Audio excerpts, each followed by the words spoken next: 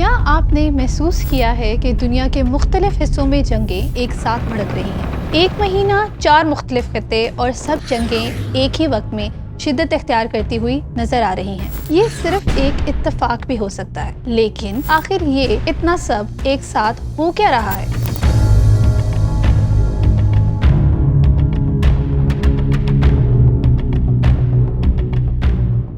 السلام علیکم ناظرین، میں ہوں نقش قاضی اور آپ دیکھ رہے ہیں سنو ایکسپلینز۔ آج ہم کسی ایک جنگ، ایک ملک یا ایک واقعے کی بات نہیں کریں گے، ہم بات کریں گے بگر پکچر کی، جو بظاہر واضح نہیں ہوتی، لیکن جب مختلف واقعات کو ایک ساتھ رکھ کر دیکھا جائے تو آہستہ آہستہ سامنے آنے لگتی ہے۔ اگر آپ دنیا کے نقشے پر نظر ڈالیں تو سب الگ الگ کنفلکٹس لگتے ہیں۔ مشرق وسطیٰ میں کشیدگی، ایشیا میں تناؤ، یورپ میں جنگ، ہر جگہ ایک الگ کہانی، ایک الگ واقعہ۔ لیکن اگر آپ ایک قدم پیچھے ہٹ کر دیکھیں تو شاید سوال بدل جائے، کیا یہ سب واقعی الگ الگ کہانیاں ہیں یا کسی ایک ہی کہانی کے مختلف باب؟ پہلی، پاکستان اور افغانستان کی سرحدی کشیدگی۔ یہ صرف ایک سرحدی مسئلہ نہیں، یہ سینٹرل ایشیا اور ساؤتھ ایشیا کے درمیان ٹریڈ کوریڈورز اور انرجی راؤٹس کو متاثر کر رہا ہے۔ نتیجہ، توانائی کی فراہمی متاثر، سرمایہ کاری میں کمی اور پورا علاقہ انسرٹینٹی کا شکار۔ دوسری، روس اور یوکرین کی جنگ۔ یہ جنگ خوراک، توانائی اور فرٹیلائزرز میں تینوں کو متاثر کر رہی ہے۔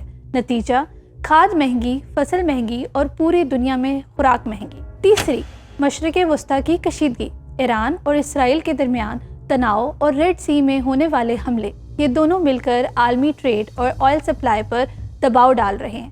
نتیجہ یہ ہے کہ جہازوں کو لمبے راستے لینے پڑتے ہیں، زیادہ وقت، زیادہ لاگت اور مہنگی پورٹس۔ چوتھی، امریکہ اور چین کی ٹیکنالوجی کی جنگ۔ یہ روایتی جنگ نہیں، لیکن شاید سب سے زیادہ اثر رکھنے والی جنگ یہی ہے۔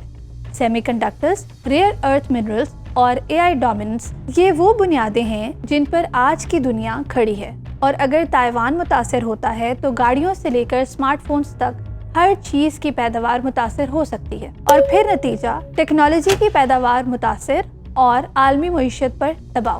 اب ذرا سوچیں، یہ 4 جنگیں بظاہر الگ الگ لگتی ہیں، لیکن اگر آپ انہیں ایک ساتھ دیکھیں تو ایک پیٹرن سامنے آتا ہے: energy, food, technology, trade routes اور سب سے بڑھ کر گلوبل اسٹیبلٹی۔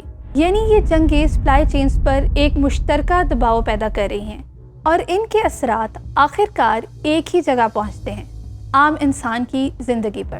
لیکن اگر ہم صرف میدان جنگ تک محدود رہیں تو شاید ہم تصویر کا آدھا حصہ دیکھ رہے ہیں۔ جب ہم جنگ دیکھتے ہیں تو ہمیں کیا دکھتا ہے؟ ایکسپلوژنز، وائرل ویڈیوز، بریکنگ نیوز، اور پھر ایک سوال جو سب سے پہلے دماغ میں آتا ہے وہ یہ ہے کہ سب واقعی حقیقت ہے یا AI جنریٹڈ تو نہیں؟ یہ ہے ایک اور جنگ، انفارمیشن کی جنگ، جو لڑی جاتی ہے ڈیپ فیکس، AI کانٹینٹ اور نیریٹو کے کنٹرول سے۔ کیونکہ جب سچ اور جھوٹ کے درمیان لکیر دھندلا جائے تو حقیقت خود بخود ایک ہتھیار بن جاتی ہے۔ اب آتے ہیں سب سے اہم سوال پر، یہ سب ایک ساتھ کیوں ہو رہا ہے؟ کچھ ماہرین جیسے ریڈالیو کہتے ہیں کہ دنیا کے بڑے نظام سرکلز میں چلتے ہیں، کچھ فیزز میں اسٹیبلٹی ہوتی ہے، تجارت بڑھتی ہے اور ممالک ایک دوسرے کے ساتھ تعاون کرتے ہیں، لیکن پھر ایک وقت آتا ہے یہ توازن بگڑنے لگتا ہے، کمپٹیشن بڑھتا ہے اور نظام کمزور ہونے لگتا ہے۔ اسی فیز کو کچھ لوگ گریٹ ڈس آرڈر کہتے ہیں، جہاں پرانے اصول کمزور پڑ جاتے ہیں اور ممالک اپنے مفادات کے لیے زیادہ اگریسو ہو جاتے ہیں۔ ہم شاید ابھی اسی فیز میں داخل ہو رہے ہیں۔ چند سال پہلے کووڈ-19 پینڈیمک نے بھی پوری دنیا کو ایک ساتھ ہلا کر رکھ دیا تھا۔ سپلائی چینز ٹوٹ چکی تھیں، معیشتیں کمزور ہو چکی تھیں اور دنیا لاک ڈاؤن میں بند ہو کر رہ گئی تھی، اور اسی لیے آج بھی یہ سوال اہم ہے کہ کیا ایسا دوبارہ بھی ہو سکتا ہے؟ پہلی بار ہم نے محسوس کیا تھا کہ دنیا جتنی بڑی لگتی ہے اتنی الگ ہے نہیں، اور پینڈیمک کے بعد اب یہ جنگیں۔ پر یہ سب اچانک کیوں؟